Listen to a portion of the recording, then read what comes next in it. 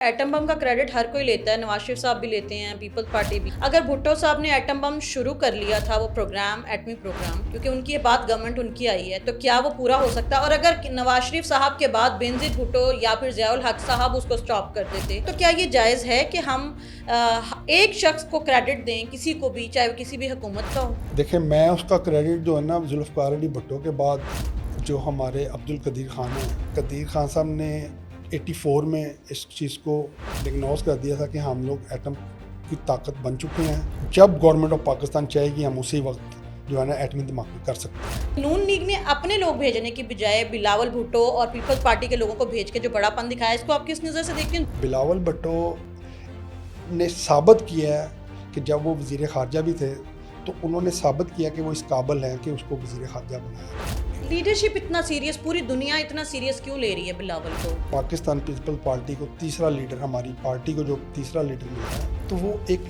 उसने साबित किया कि मैं एक लीडर नहीं हूँ, मैं एक आवाम की आवाज़ हूँ।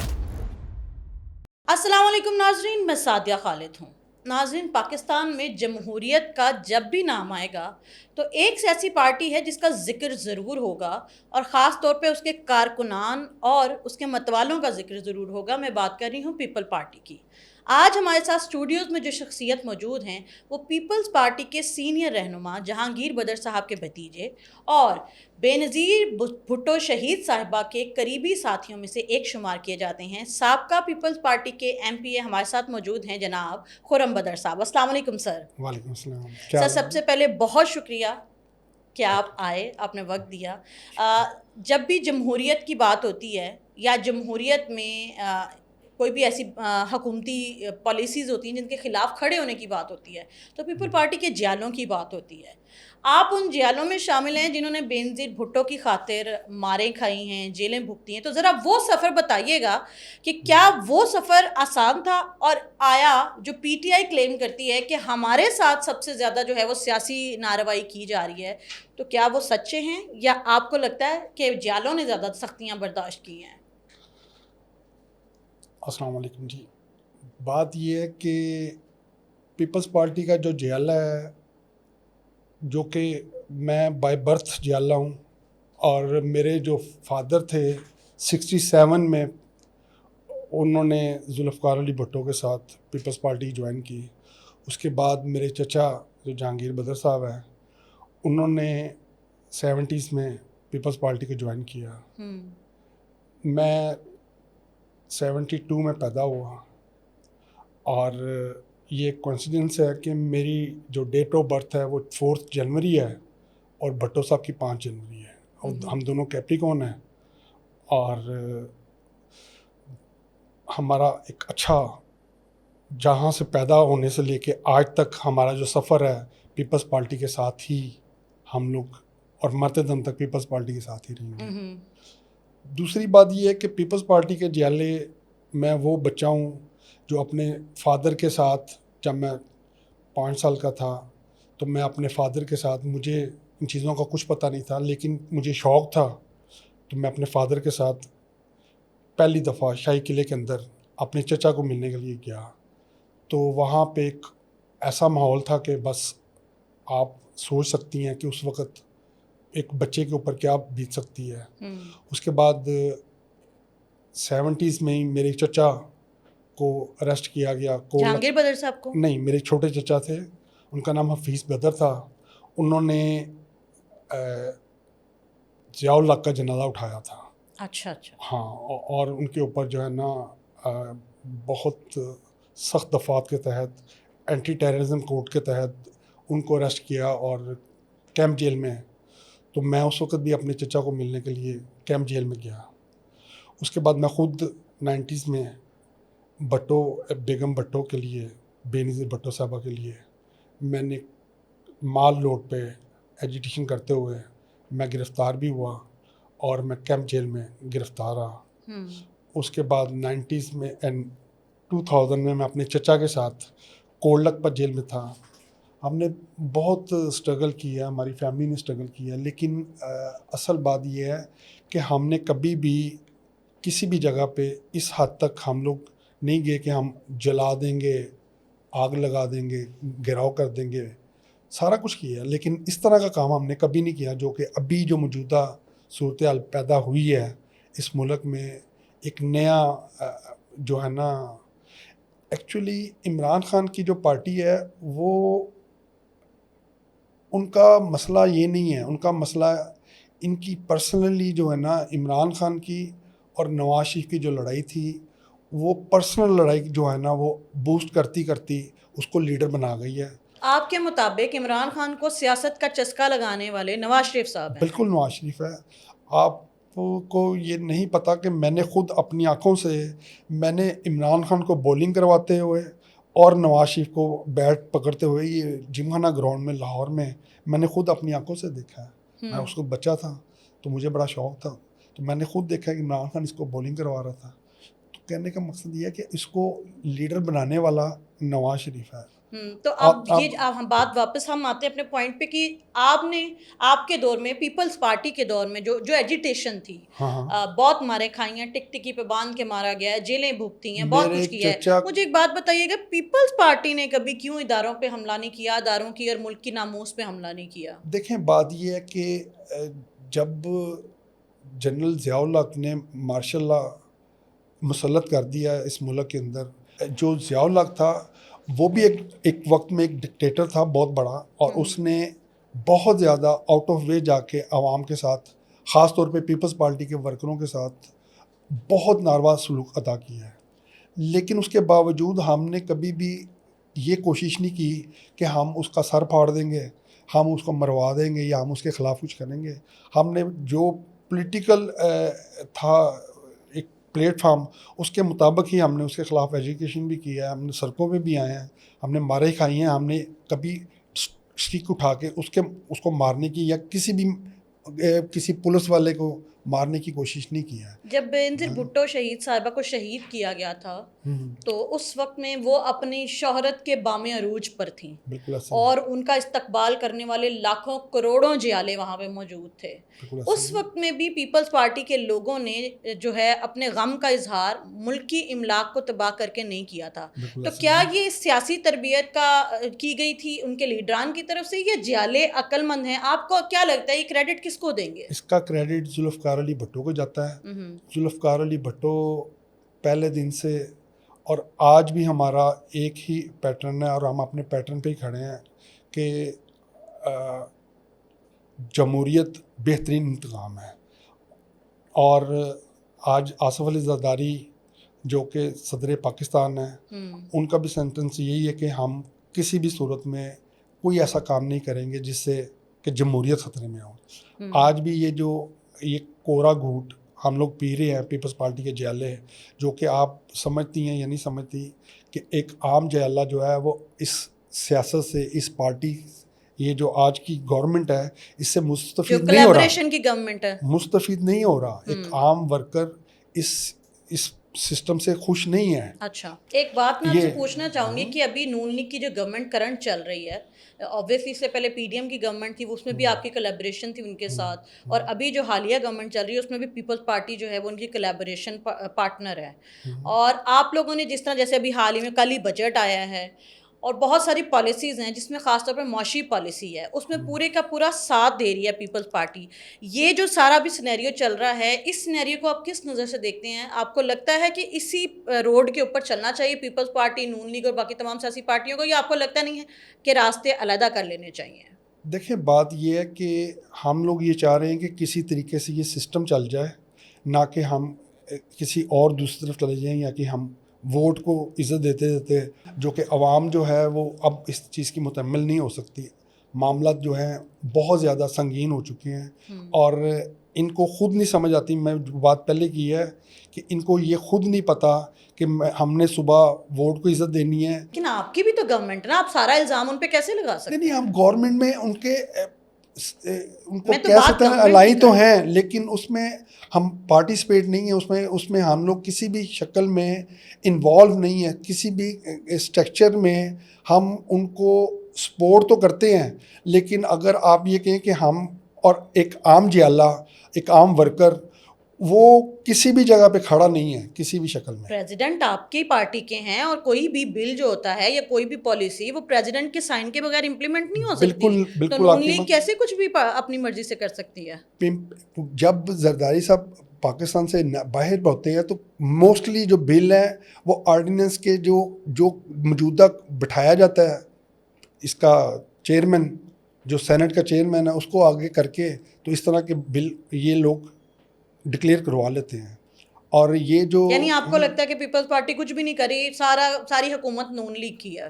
پیپلز پارٹی صرف اس حد تک چلنا چاہ رہی ہے کہ نہ کہ ملک میں مارشل لا لگ جائے, تو اس سے بہتر ہے کہ یہ ٹوٹی پھوٹی جو لنگڑی لولی یہ جو ہماری ڈیموکریسی ہے یہ بچ ہے. ہم لوگ یہ چاہ رہے ہیں, اس سے زیادہ ہمارا کوئی اس میں.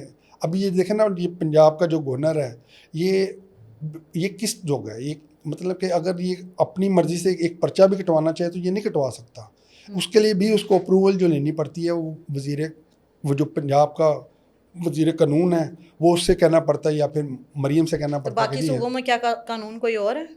بالکل باقی صوبوں میں جو ہے جیسے اب سندھ میں ہے, سندھ میں پیپلز پارٹی جو ہے اپنے ورکرز کا بھی خیال رکھتی ہے اور بہت زیادہ جو ہے نا معاملات کو اچھے طریقے سے ہینڈل کر رہی ہے. اچھا, ایک بڑا کڑوا سوال کروں گی کہ ابھی آپ نے کہا کہ پیپلز پارٹی اپنے ورکر کا بڑا خیال رکھتی ہے, تو کراچی جو ہے وہ پچھلے 50-60 سال میں ڈوب گیا ہے. وہاں پہ انفراسٹرکچر تباہ و برباد ہو گیا, یوتھ کے لیے ایز سچ کچھ نہیں کیا گیا, اندرون سندھ کے لوگ جو ہیں ان کی ترقی کے لیے ایز سچ کچھ نہیں کیا گیا. تو ورکر کا کس طرح خیال رکھا جا رہا ہے کہ ان کی ترقی کے لیے کوئی کام نہیں کیا جا رہا؟ دیکھیں بات یہ ہے کہ سندھ میں بہت زیادہ کام ہوا ہے, اور اگر آپ اس کا ایک سینیریو نکالا جائے اور جب آپ کو پتہ چلے کہ آپ سندھ میں کتنا کام کیا ہے تو آپ اس کو اور پنجاب کو دیکھیں. ابھی جو ہمارا پنجاب کا جتنا بھی کام ہو رہا ہے وہ صرف گلی بتی ہو رہا ہے. اچھا, پوچھنا یہ چاہوں گی کہ پروگریس کا اگر موازنہ کیا جائے, کیونکہ پنجاب میں موسٹلی نون لیگ کی ہی حکومت رہی ہے اور سندھ میں ہمیشہ سے پیپلز پارٹی ہی کی حکومت رہی ہے, تو ذرا دونوں صوبوں کی اگر انفراسٹرکچر, ان کے پروگریس, ان کے جو پلانز اینڈ پروسیجرز ہیں ان کا موازنہ کریں تو آپ کی نظر میں دونوں صوبوں میں سے سب سے زیادہ جو ہے وہ انٹرنیشنلی جو سٹینڈرڈز ہیں ان کے مطابق کون زیادہ کام کر رہی ہے, کون سی گورنمنٹ زیادہ کام کر رہی ہے؟ اس کا جو آسان فارمولہ ہے وہ جو آپ کی بنتی ہے دنیا کی اقتصادی گروتھ کے حوالے سے جتنی بھی رپورٹس بنتی ہیں تو اس میں اگر آپ دیکھیں تو نمبر 1 پیپلز پارٹی وہاں پہ ایگزسٹ کرتی ہے. یہ جو ہے یہ تو مطلب کہ فارمولے ہیں, ان کو تو آج تک یہ نہیں پتہ چل سکا کہ ہم نے گندم کا ریٹ عوام کو کیا دینا ہے اور اس ذمہ دار کو کیا دینا ہے. آج ذمہ دار گندم دوسری دفعہ اس کی بوائی کرنے کے بعد بھی آج وہ رو رہا ہے, اس کو تو گندم کے پیسے نہیں مل رہے. ذرا اگر ایک چھوٹا سا انالیسس کیجیے گا, پی ٹی آئی, پیپلز پارٹی, نون لیگ, جے یو آئی اور جو دوسری پارٹیز ہیں, آپ کو کیا لگتا ہے کہ پاکستان کے لیے سب سے زیادہ کام کرنے والی یا سب سے زیادہ فائدہ مند جماعت کون سی رہی ہے؟ دیکھیں میں تو ڈیفینیٹلی اپنی پارٹی کو ہی ریکمینڈ کروں گا, اور میری پارٹی نے اس میں کوئی شک نہیں ہے. آج ہمارے ملک میں ریسنٹلی اتنا بڑا ایک انسیڈنٹ ہوا ہے کہ ہمارے ملک میں دوبارہ چوتھی دفعہ 5ویں دفعہ یہ جو لگا ہے, یہ جو ہمارا جنگ جو ہوئی ہے, تو اس میں اگر آج ہمارے پاس یہ ایٹم بم نہ ہوتا تو آج ہم کہاں کھڑے تھے. ہمیں تو اب تک یہ جو انڈین فوج ہے وہ تو ہمارے اندر گھس گئی ہوتی ہے اب تک. تو سب سے بڑا جو آج ایڈوانٹیج ہے یہ ذوالفقار علی بھٹو کا ہے. بھٹو نے کہا کہ ہم گھاس کھا لیں گے لیکن ہم کچھ بھی ہو ہم ایٹم بم بنائیں گے. اچھا, مجھے یہ بتائیے گا کہ آپ نے ایٹم بم کا کریڈٹ ہر کوئی لیتا ہے, نواز شریف صاحب بھی لیتے ہیں, پیپلز پارٹی بھی. اگر بھٹو صاحب نے ایٹم بم شروع کر لیا تھا وہ پروگرام, ایٹمی پروگرام, اور نواز شریف صاحب اس کو سٹاپ کر دیتے کیونکہ ان کی یہ بات گورنمنٹ ان کی آئی ہے, تو کیا وہ پورا ہو سکتا ہے؟ اور اگر نواز شریف صاحب کے بعد بینظیر بھٹو یا پھر ضیاء الحق صاحب اس کو سٹاپ کر دیتے تو کیا وہ پورا ہو سکتا ہے؟ تو کیا یہ جائز ہے کہ ہم ایک شخص کو کریڈٹ دیں کسی کو بھی, چاہے وہ کسی بھی حکومت کا ہو؟ دیکھیں میں اس کا کریڈٹ جو ہے نا ذوالفقار علی بھٹو کے بعد جو ہمارے عبد القدیر خان ہیں, انہوں نے, قدیر خان صاحب نے 84 میں اس چیز کو ڈگنوز کر دیا تھا کہ ہم لوگ ایٹم کی طاقت بن چکے ہیں. جب گورنمنٹ آف پاکستان چاہے گی ہم اسی وقت جو ہے نا ایٹمی دھماکے کر سکتے ہیں. کب ڈائگنوز ہوا تھا یہ؟ 84 میں.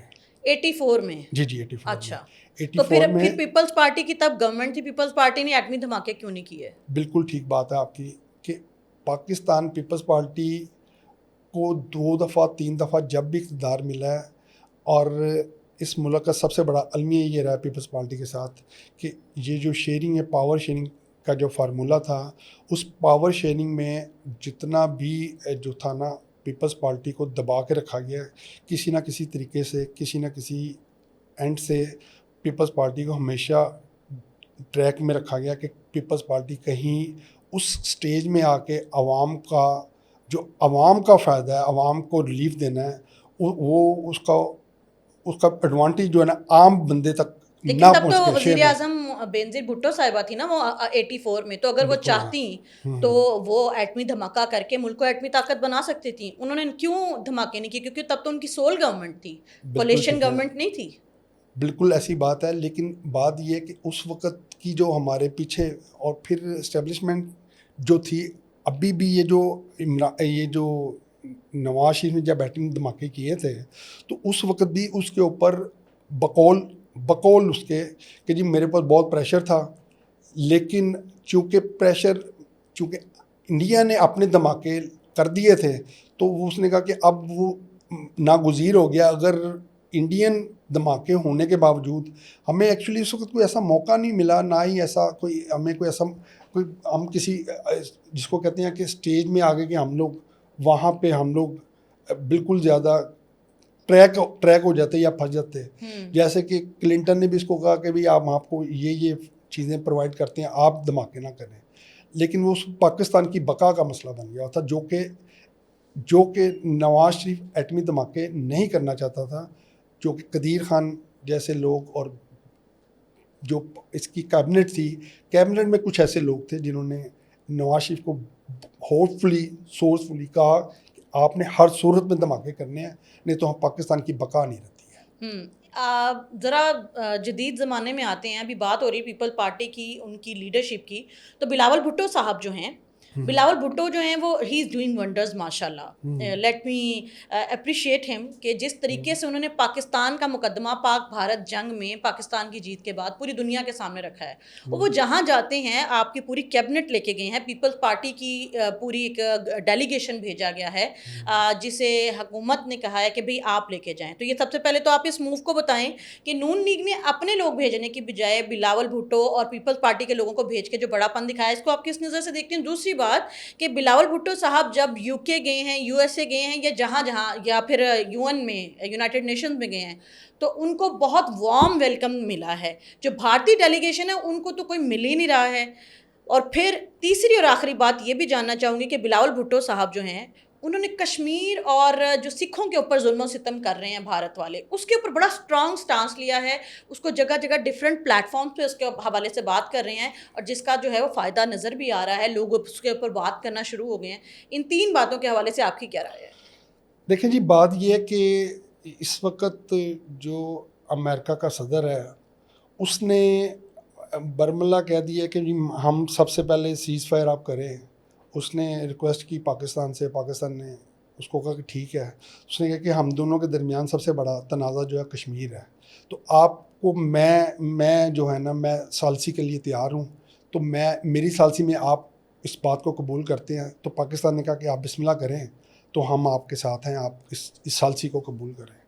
آج تک پاکستان میں کشمیر کا مسئلہ اس واسطے حل نہیں ہو سکا کہ کوئی بھی ثالث بننے کو تیار ہی نہیں ہے، کیونکہ وہ لوگ کہتے ہیں کہ کشمیر ایشو ہے ہی نہیں. اب پہلی دفعہ امریکہ نے کھل کے کہہ دیا کہ جو پرابلم ہے ان دونوں کے درمیان وہ کشمیر ہے، تو اس کے لیے ہم ثالثی کے لیے اب تیار ہیں. اب مودی جو ہے، مودی بری طرح پھنس چکا ہے، اتنی بری طرح پھنس چکا ہے کہ اس کو پوری دنیا جو ہے نا اس کی جس کو ہم کہتے ہیں بلشٹ کر رہی ہے، تھو کر رہی ہے. وہ اس واسطے کر رہی ہے کہ جو معاملات ہیں نا اس وقت انڈیا اور پاکستان کے، وہ کہہ رہے ہیں کہ تم ہر اینڈ سے غلط ہو.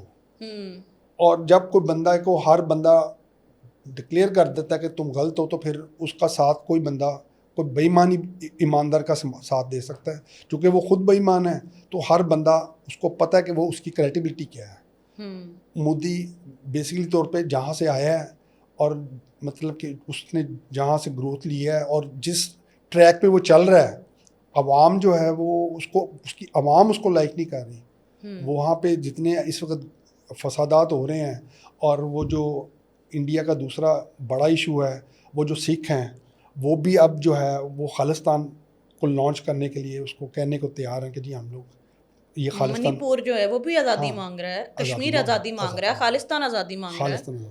اچھا بلاول بھٹو صاحب لاسٹ میں جی سوری میں آپ کی بات کو کاٹ رہا ہوں. اور بلاول بھٹو نے ثابت کیا ہے کہ جب وہ وزیر خارجہ بھی تھے تو انہوں نے ثابت کیا کہ وہ اس قابل ہیں کہ اس کو وزیر خارجہ بنایا جائے, اور انہوں نے اس چیز کا بھی اپنے منصب کے مطابق اس چیز کو جو ہے نا دنیا کو یہ باور بھی کروایا, اور انہوں نے دکھایا بھی ہے کہ ہم یہ کر سکتے ہیں اور کر کے دکھائیں گے بھی. لیڈرشپ اتنا سیریس, پوری دنیا اتنا سیریس کیوں لے رہی ہے بلاول کو؟ مطلب وہ اور بھی بہت سارے ڈیلیگیشن جاتے ہیں لیکن ان کی بات کو لوگ اور پوری جو جتنے ممالک ہیں ان کی سینئر لیڈرشپ جو ہے وہ سنتی ہے, سننے کے بعد اس پہ رسپونڈ کر رہی ہے. اس کی کیا وجہ ہے آپ کی نظر میں؟ اس کی وجہ یہ ہے کہ بلاول نے ہمیشہ اسی پیٹرن پہ اسی ٹریک پہ بات کی ہے جو ذوالفقار علی بھٹو اور بے نظیر بھٹو کے بعد یہ پاکستان پیپل پارٹی کو تیسرا لیڈر, ہماری پارٹی کو جو تیسرا لیڈر ملا ہے, تو وہ اس نے ثابت کیا کہ میں ایک لیڈر نہیں ہوں, میں ایک عوام کی آواز ہوں. یہ بیسیکلی طور پہ بلاول بھٹو کی بات جو ہے یہ عوام کی آواز ہے.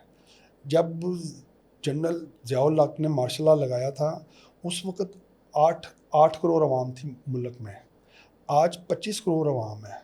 اب 3 گنا عوام بھر چکی ہے. آج بھٹو صاحب کو شہید ہوئے بھی تقریباً 50 سال گزر چکے ہیں.